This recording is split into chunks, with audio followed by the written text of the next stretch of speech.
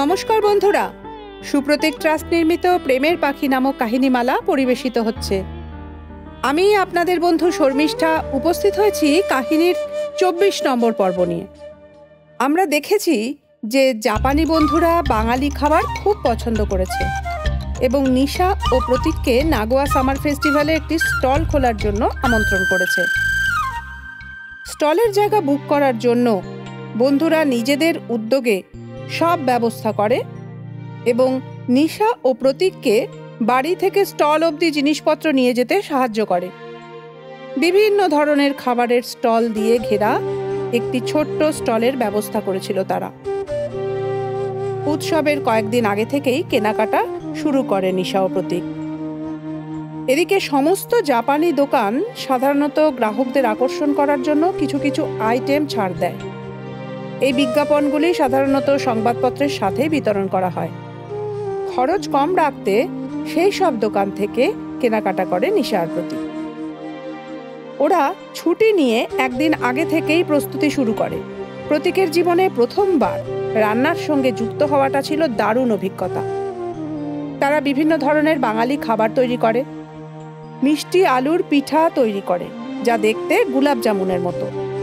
বাইরের আবরণটি মিষ্টি আলু এবং ময়দা দিয়ে তৈরি হয়, আর ভেতরে পুর হিসেবে ক্ষীর দেওয়া হয়। তারা সিঙ্গারা, এগরোল, পোলাও, লুচি ঘুগনি, চিকেন কারি, পায়েস তৈরি করে।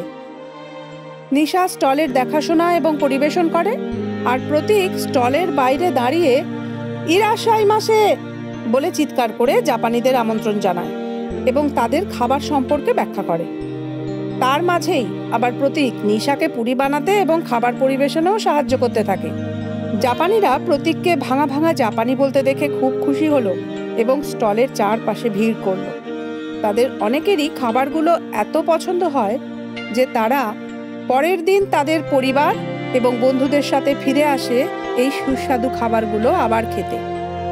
দূর দূরান্ত থেকে লোকজন আসতে শুরু করে ওদের দোকানে। প্রতীকের অনুভব হয় যে নিজের হাতে রান্না করা খাবার পরিবেশনের এই আনন্দ এবং তৃপ্তি অমূল্য।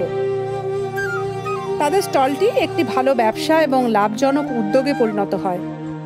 প্রতি বছর দূর দূরান্ত থেকে লোকজন তাদের নিজেদের এলাকায় স্টল করার জন্য তাদের আমন্ত্রণ জানাতে শুরু করে।